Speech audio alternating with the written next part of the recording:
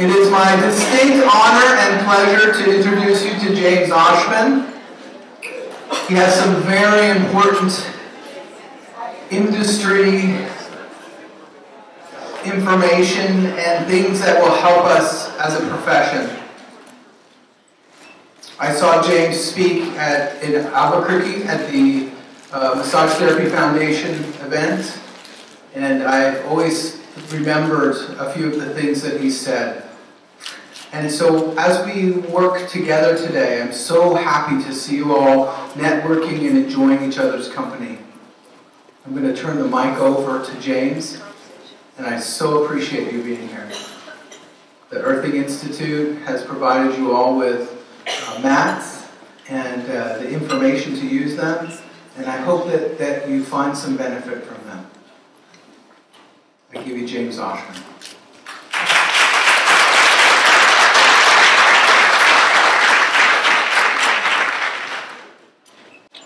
Thank you. It's a distinct honor and pleasure for me to be here amongst you wonderful people. I'm very excited about this event. For me, it's a culmination of some 35 years of my own personal life energy in the science behind massage and bodywork. It all began in 1979 when I gave a talk in Ida Rolf's last advanced class in Philadelphia. And I sat down with Ida Rolf, and she said, "We need somebody to explain Rolfing to the docs." And I was kind of between careers. And so I said, "I'll do that." And I did. I really kept my word. And of course, I immediately discovered that she incorporated everything into Rolfing. So I had to study everything.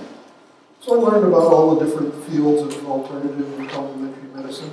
I learned about energy. I learned a lot about energy. And I put it together. And then when I did that, I taught at the Rolf Institute for a while, a course called Biophysics for Rolfers. And discovered that was interesting to all of the different therapeutic schools. So I've now written a book that's sold a lot.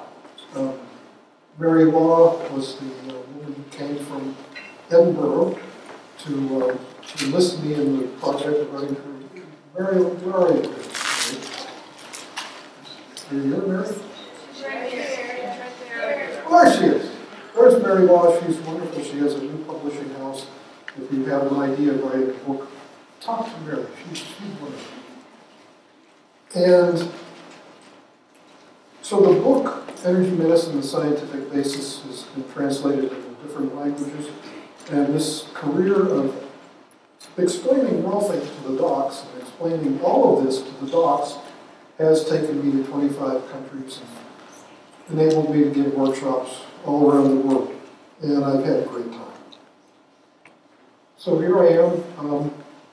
There's my email. I'm going to ask you for some information. So my email might be useful to you. And I'm very grateful to my wife, Laura, and all the critters who helped me get ready for this, and to Clint Oper and EarthFX for sponsoring the conference. And do try out your pad tonight. See how it feels. I think you're going to like it. So energy medicine is natural medicine. And here's some examples. Headaches and water. Most of the people you see walking around are dehydrated. They get headaches because they're dehydrated. They take an aspirin and drink a glass of water. Their headache goes away. They give the credit to the aspirin. It's the water. The aspirin bottle should say, in case of a headache, drink a glass of water. But we don't do that. Asthma and Heimlich.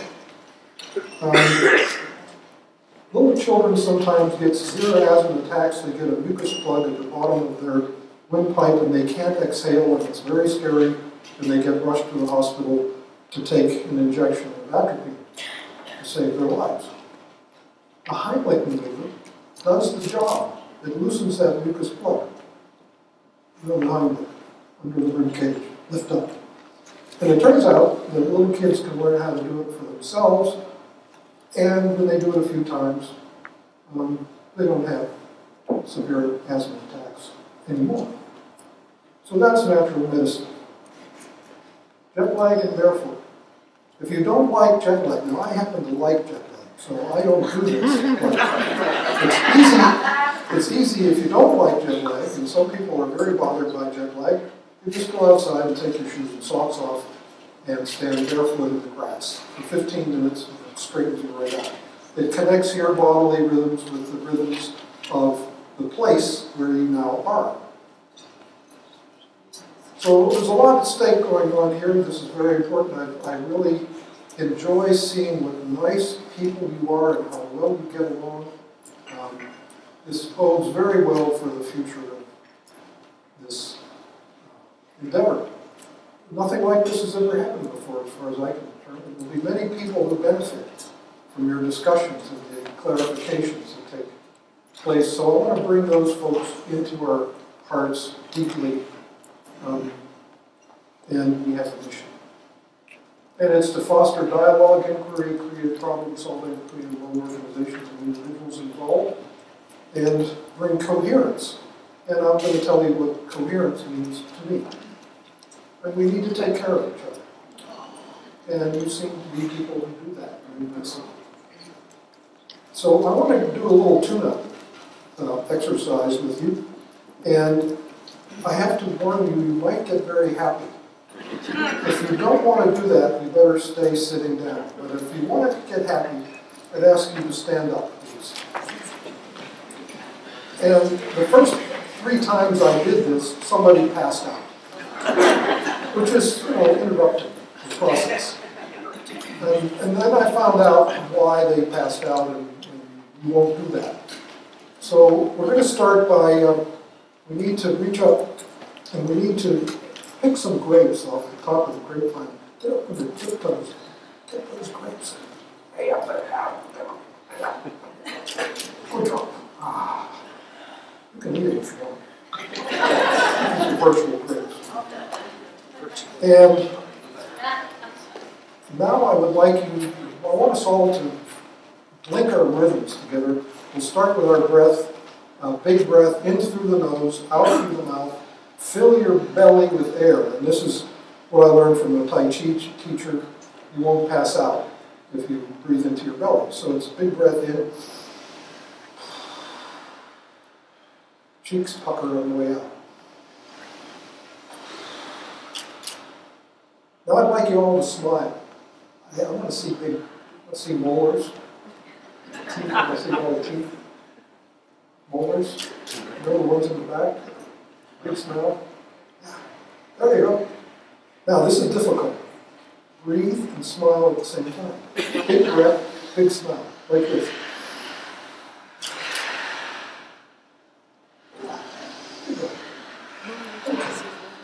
Now I'm going to teach you a special kind of breath called the bell breath. When you hear the breath, and when you hear the bell, do the big breath, like this.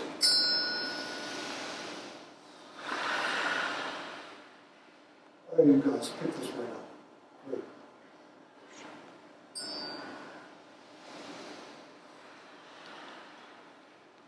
Okay, let your eyes close.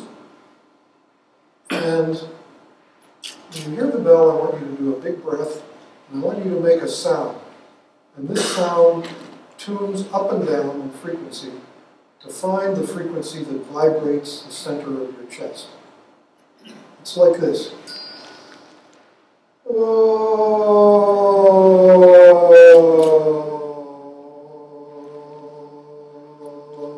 that's a good sound for me.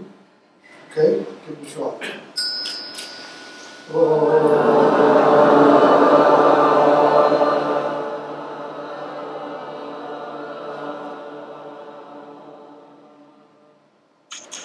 Very nice. I'd like to do that again. And this time I want you to move your shoulders and your elbows and your wrists and your fingers. Adjust your shoulder girdle so the sound fills your chest and goes down your arms to your fingertips. Big breath, big sound.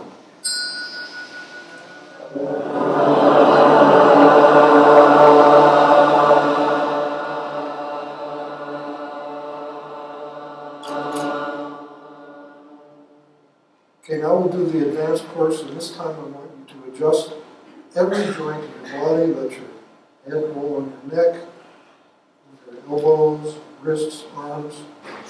Unlock your knees. Feel your feet on the floor. Relax your pelvis. Let your pelvis go. So the sound will go through every joint in your body and reach into every part of your body. Big breath, big sound.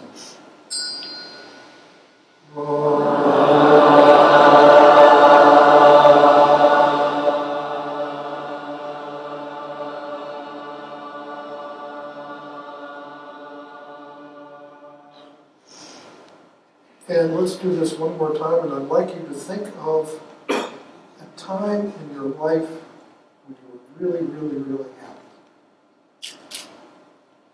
Happy, big breath, big sound.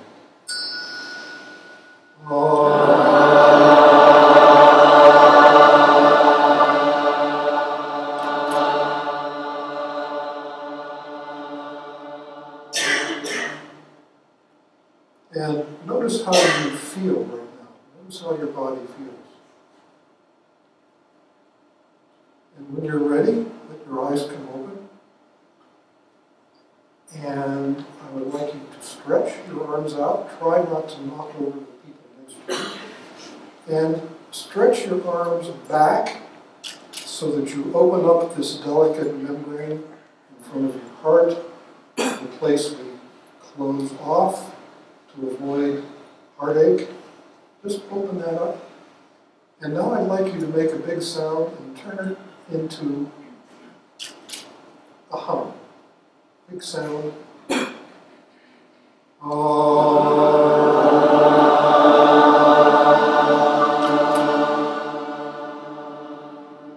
And put your hands out in front of you and hum into your fingers.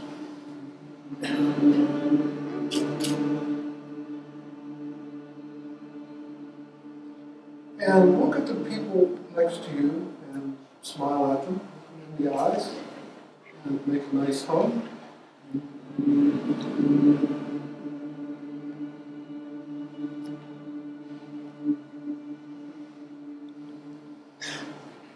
Okay, good, thank you.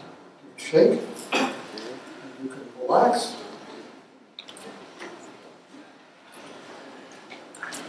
That hum can be important. I call it a secret hum. You can use a secret hum when you find yourselves during these meetings, when it doesn't seem to be going right according to your logic. Take a break and do a secret hum. Just take a little breath. It doesn't have to be loud enough for anybody to hear.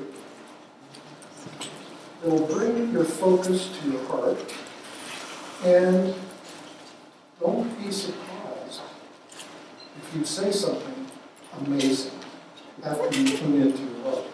Something that cuts through anything that's out of balance. I mean, I know you don't ever have arguments with people, but should you ever have an argument, this is a good thing to do that can diffuse the problem. And I recommend it to therapists. When you're working on somebody and you don't know what to do next, you're puzzled, just do a secret hum. And you'll get the answer. See what happens. Try it. So I've been interested in people who hum. You go to get a coffee at a coffee shop, and the person making your coffee is humming away. And they're kind of happy. They look like they're happy. There's a window that opens from heart to heart. One of the windows is through the chakras. This is from the Institute for Heart Math. This is not a New Age airy-fairy drawing made by somebody trying to show something mystical. These are measured, and these kinds of interactions are measurable, and their effects have been measured by the Institute for Heart Math and others. Here's some cats. I've always thought that cats purring must be good for you, good for them, Cats, it turns out, don't have as many joint problems as dogs. One of the possibilities is that they purr and send frequencies into their body, which is good for them. In fact, if you have a broken bone, you can buy a sound table and it will be hooked up to recordings of cats purring, and it stimulates bone repair. In fact, a friend of mine was in a car accident. She broke a wrist in her jaw. She had 2 cats. She lay in bed for a week. One cat purring on her wrist, the other one up against the jaw. Cats know where to go and they know what to do.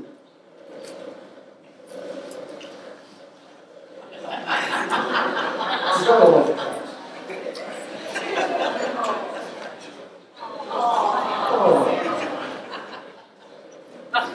All cats. You know how to watch.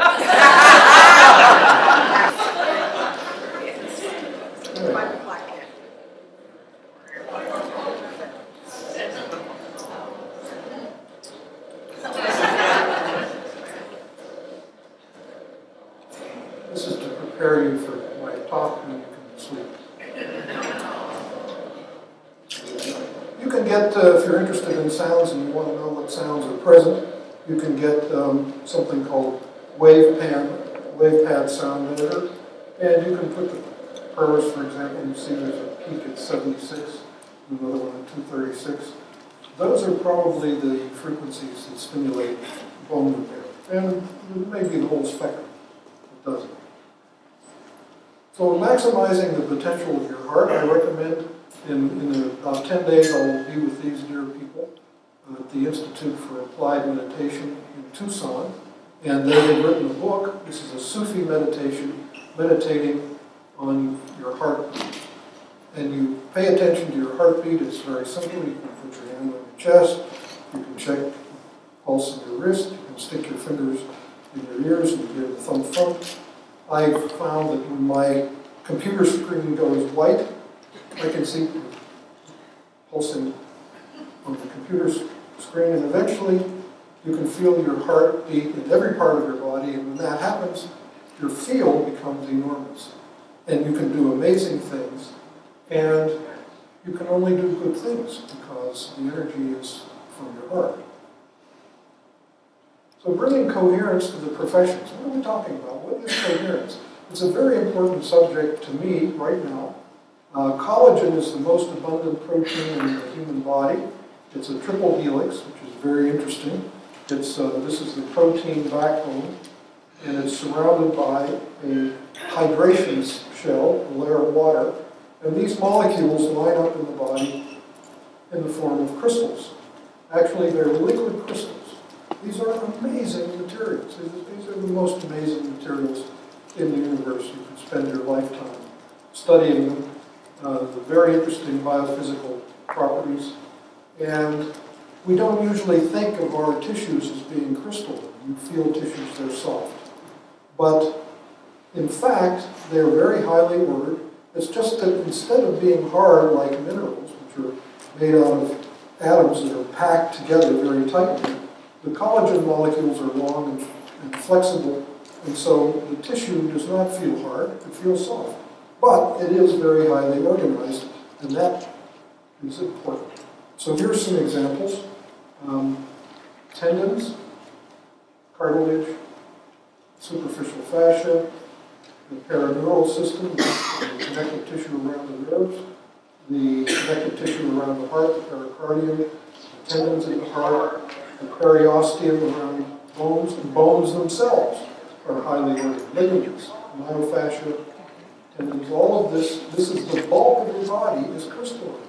And this has very interesting biophysical implications. There's lots of skepticism about energy medicine. It's mental suggestion, the placebo effect, flaky, Twilight Zone, New Age, airy-fairy gobbledygook. I practice saying that. But there is skepticism. For example, there's skepticism about global warming. I mean, I can prove it.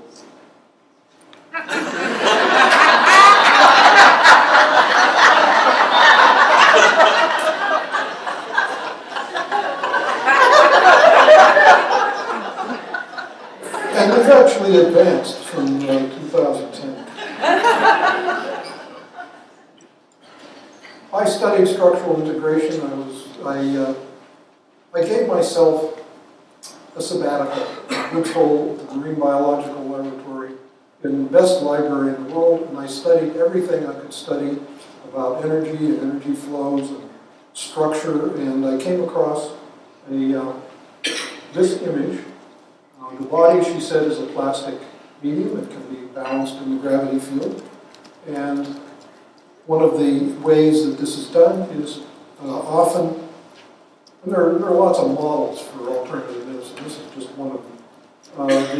The ground substance of the connective tissue could get dehydrated and bunched up where the muscles attach to bones. And applying pressure, as in massage or rolfing or other forms of body work, can release this. The ground substance dissolves and relaxes, and you can actually get length to muscles that are hypertonic. So this was published in 1934 by Goldthwait. And when you think about coherence, you realize that in the body that is not in balance, these crystalline arrays of collagen may not be aligned with the gravity field, the vertical. And with rolfing or other bodywork techniques, you can bring the body into alignment, you can bring these crystals into alignment, and when that happens, something magical happens. There's a shift in the person's psyche and a shift in consciousness. And it's very interesting to watch. Goldthwait had some interesting discoveries. You've heard bone spurs. They're reversible. When the body gets balanced, or as he said, when the body mechanics are improved, the spurs can disappear. Well, that's interesting. Interested in medical conditions that can be handled by massage and body work. So the water molecules, there are a lot of water molecules next to the collagen. I've made them as spinning tops. The water molecules are aligned, they can spin coherently, and this arrangement makes the body extremely sensitive to the fields around it. The heart's field, the brain's field, fields in the environment, and so on. And when the energy level in these crystals gets to a certain point, they spin coherently, leading to the emission of coherent light. I call this radiance. There's a lot of radiance today. It was nice that you all introduced each other. That was great. There's a wonderful book called Sync, How Order Emerges from Chaos in the Universe, Nature, and Daily Life. Spin is contagious. Coherence is contagious. The more you guys get it together, the more you're going to get it together. That's what it says to me, anyway. What you see around the cover of this book are fireflies. And there are places in Asia, in Formosa, Malaysia, and so on, where trees are filled with millions of fireflies, and at night they flash synchronously. That's coherence. So that's what this book is about, how this comes about. Coherence is already present around us and in us.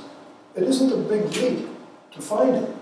So vertical energy flow through space is helical and it's coherent, and it's inside of us and in all the space around us, and also in the spin of the molecules next to collagen. So collagen is, this makes collagen a bidirectional antenna. I put this little arrow here to show that we are both broadcasting and receiving energetic information from our surroundings, including from other people. And this is a basis for antenna theory. When something has the properties that enable it to emit a field, it's also a good receiver or sensor of the same field, resonance. We have to be careful what we think. We have to be careful what we say. The things that we think and say, and that other people think and say, affect us immediately. This is psychological hygiene. You can't afford this book. You don't have to read the book. The title tells you the story. You can't afford the luxury of a negative thought. And also, a book for people with any life-threatening illness, including life. Oh. So what's going on here? It's been demonstrated that the DNA recognizes our thoughts and our words and those of people around us. This has been documented. There are immediate early genes that express in as little as 1 second following a stressful event or your response to a stressful event or whatever. We are constantly communicating with each other through our energy fields. And this is documented well known. And as with collagen, our hearts are bidirectional antennas.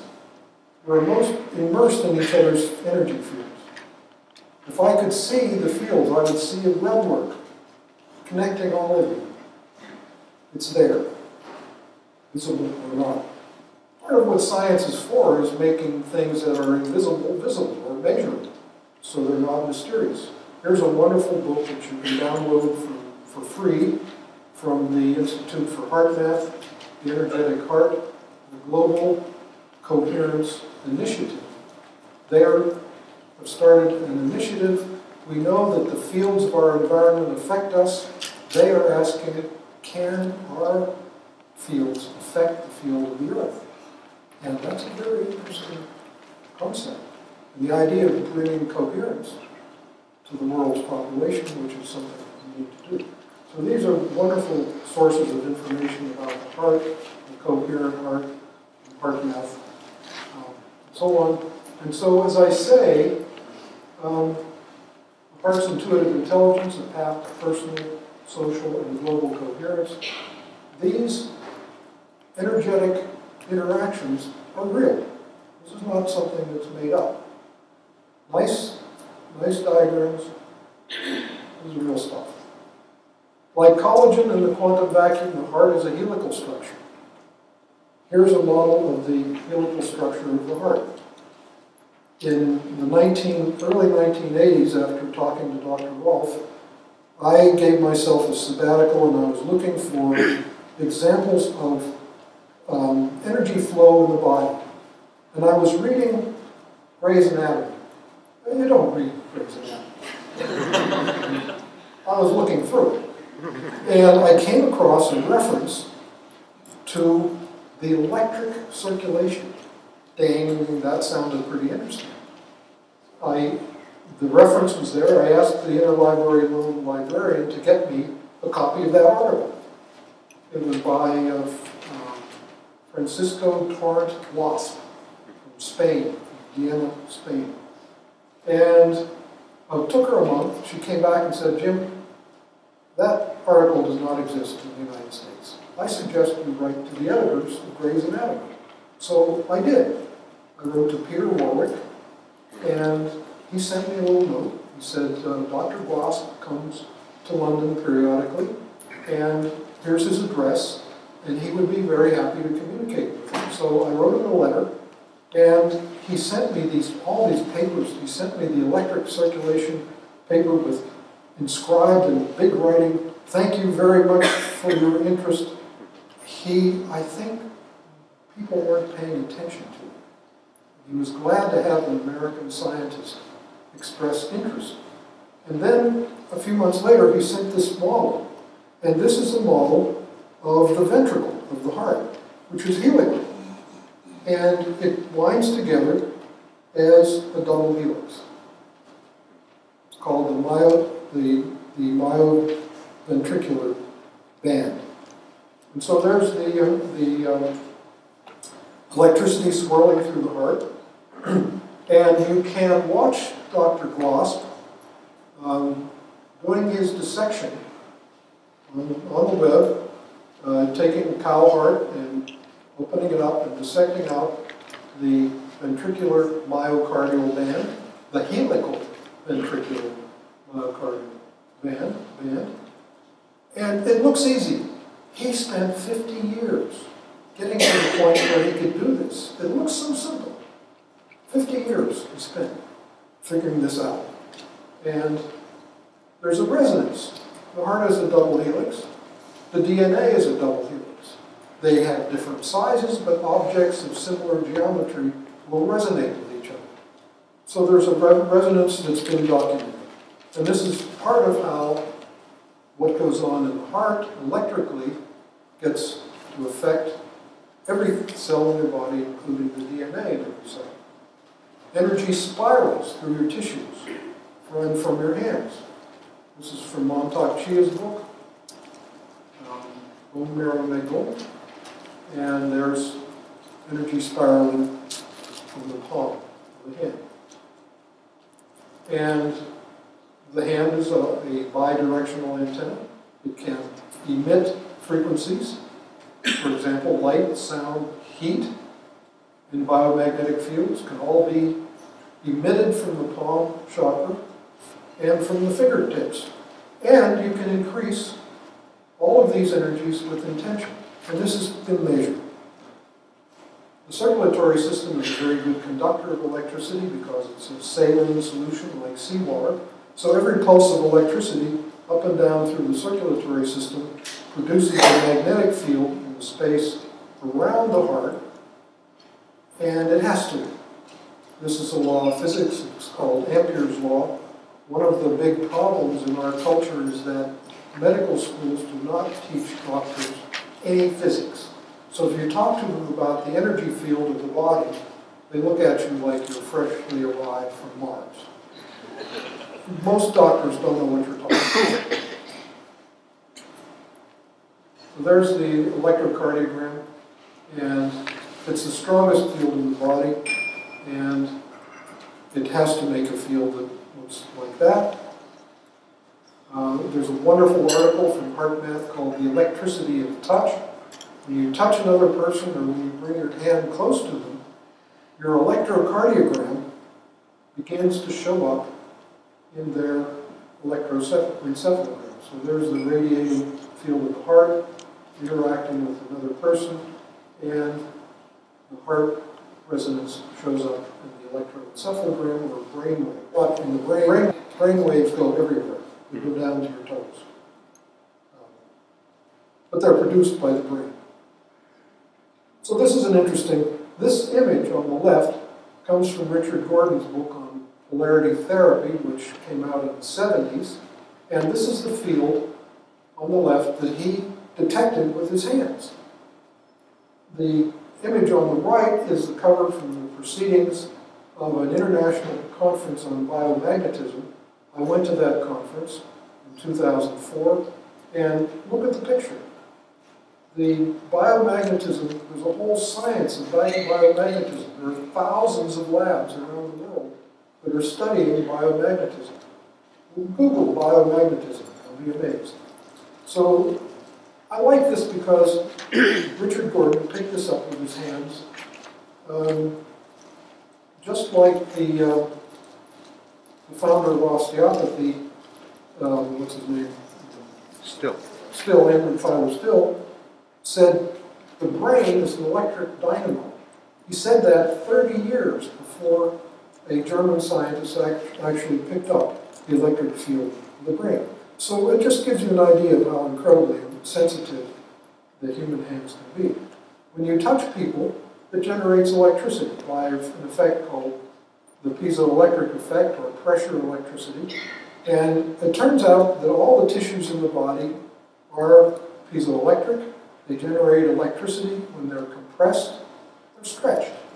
So just movement of your skin produces electricity. Every movement you make, when you walk, the bones in your legs compress, they actually compress and twist, and they generate characteristic electrical fields that percolate through your body, and every cell is listening to the symphony of your movements, and adjusting their activities accordingly. This is how you come to have a different shape to your body.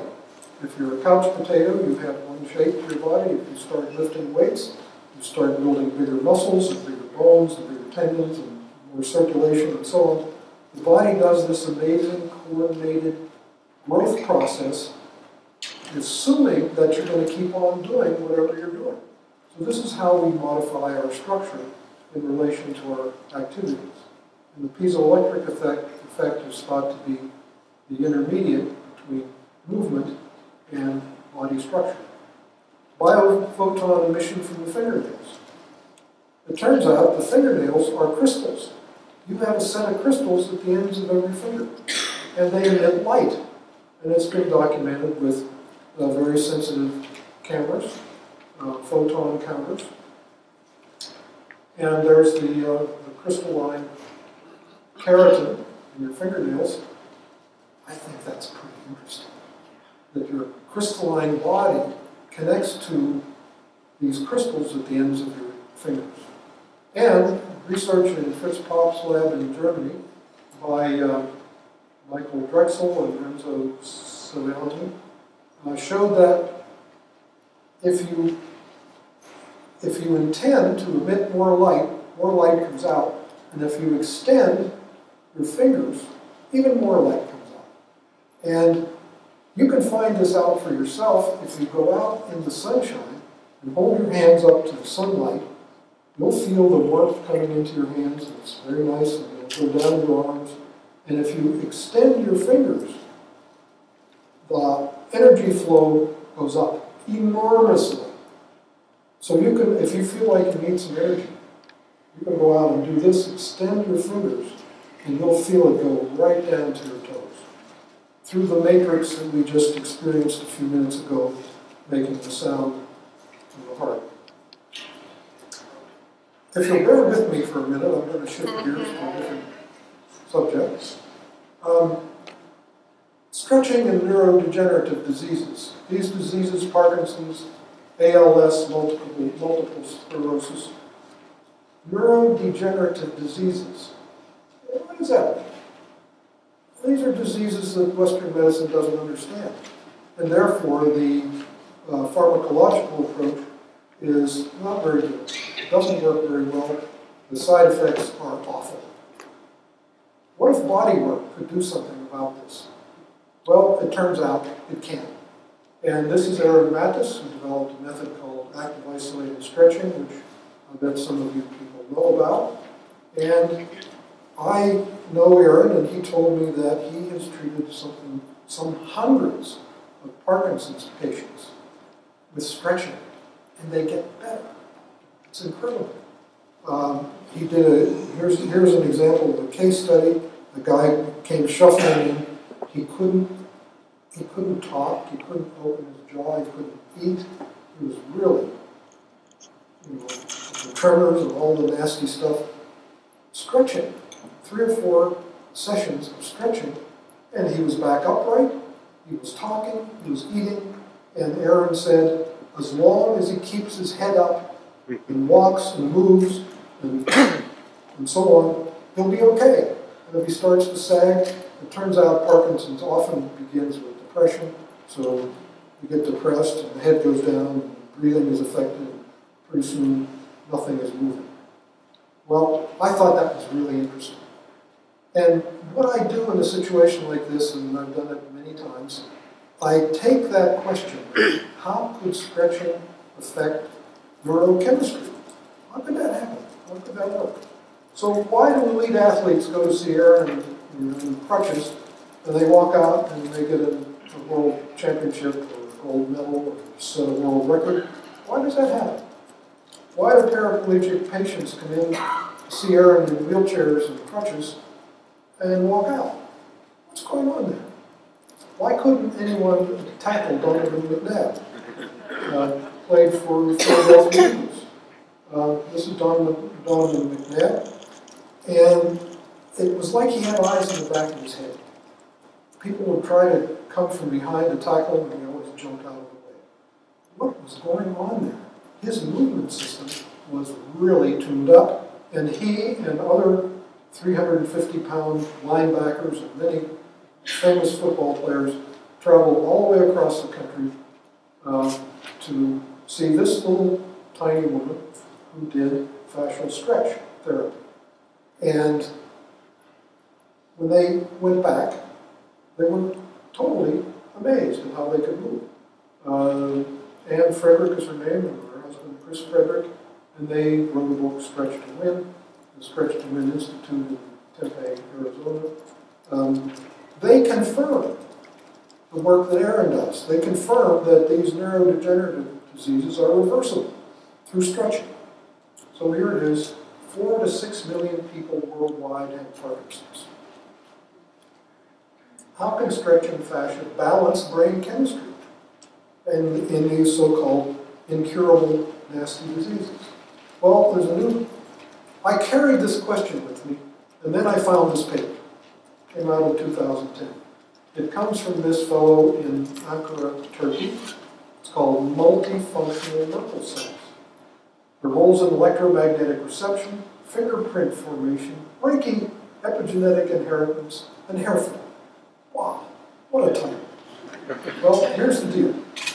These are Merkel cells, and they're skin cells. They're stretch receptors in the skin. There's one there. And here's the outline, the outline of the cell. In yellow, this is the nucleus, and these are melanosomes, and they contain iron pigments. So there's iron in these cells, and iron is sensitive to magnetic fields. So sensing the biomagnetic field, as Gordon did when he mapped the biofield of the body, could be something like this, a hypothesis. This is a mechanically gated ion channel. This is a melanosome that will move in a magnetic field.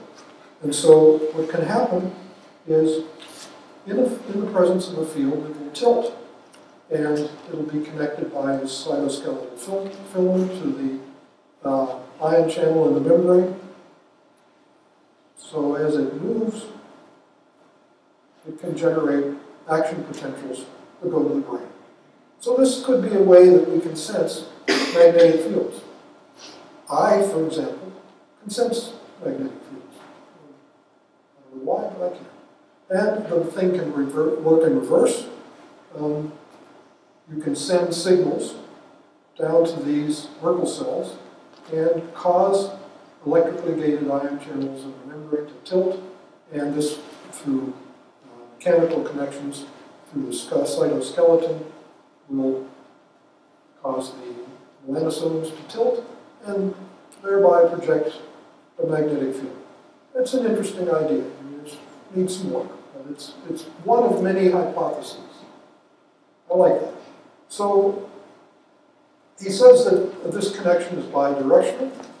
They absorb and radiate energy, and this could mediate the sensing and projecting of energy fields that happen in massage. Whether you know it or not, before your hands touch the body, you're sensing what's going on with their biomagnetic body. There are multisensorial cells that can receive all kinds of stimuli, even food type.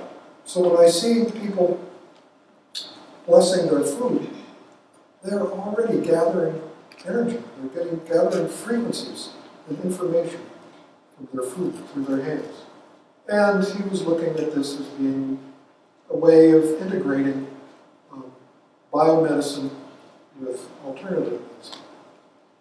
One of the nice things that is in his paper that really surprised me, he cited me for my work with grounding.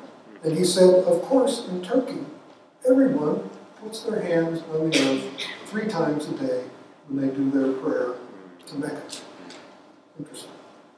So what's the connection between Merkel cells and brain chemistry? Again, I carried this question for a couple of years, and then I found out. And it turns out that Parkinson's patients have reduced levels of serotonin, a neurotransmitter. And that modulates the release of dopamine.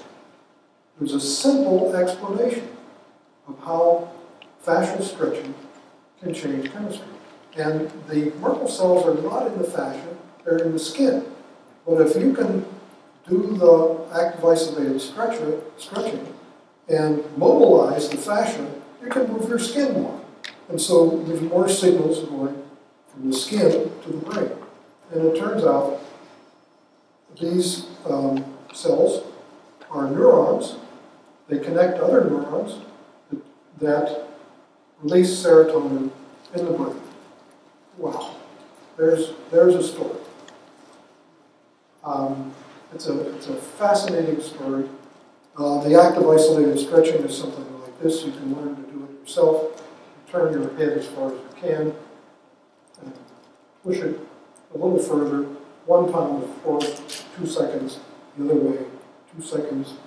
Up at an angle, 2 seconds. And take every joint through every range of motion and stretch it just a little bit. Doesn't require terrible exertion. So this is an interesting idea. And I like the idea that body work can solve really serious disease issues for which medicine has no good solution. And I'd like to know about more of those. And I bet some of you know of other examples. And if you do, I wouldn't mind if you'd send me an email about it. Because I think we could compile this. And this is the medicine of the future. You know that all kinds of serious medical conditions can be reversed with massage and other forms of body work. And that is very important for the future. Repeat that. Now, if you'll bear with me for a second, I'm going to shift gears to detox. My friend who has ALS is convinced that it might be caused by some toxins in his body. Well, the collagen that I mentioned earlier is embedded in this wonderful material called ground substance. It has all kinds of functions. It's one of the things it is a reservoir of electrons. This is what is affected by the mat that the Earthing Institute is trying to tell you about. It's a global system. It's made of this incredible polyelectrolyte material. It's everywhere in the body. And there are different ways that toxins can be trapped in the matrix. They can get stuck in the interstices. They can bind to charges, or there's hydrophobic and hydrophilic binding. And so the ground substance can get loaded with toxins, and when you apply pressure, it releases them. This is stores of electrons in the ground substance, needed for every physiological process. Water, ions, and electrons are stored in this matrix. And when you apply pressure, shows the matrix full of toxins, when you apply pressure, the polymer falls apart. It's like Jell-O. If you push on Jell-O, it kind of melts. And then it will reform. So here it is, this is called, it's a gel, and it solates, becomes a solution, the molecules release from each other, toxins are released, and then it repolymerizes. It sets up again, and it's cleared of toxins. And this is one thing that body work can do. You know this happens sometimes. People get red in the face, or their breathing changes, and then overloaded with toxins released from the work you're doing. You need to drink some water and take a break, and you'll be okay. So the big picture, where is all this taking us? The ideas that I've expressed, and many of the other ideas that you folks have, that we get phone calls about all the time. This is my favorite quote. There's this medicine and that medicine, and this method and that method, and there's the way the body really is. And by studying, I view all of the complementary and alternative therapies as providing clues about the reality of physiology and life and the way the body really works. Unfortunately, biomedical researchers aren't listening to that information. It's precious information. I take it as evidence.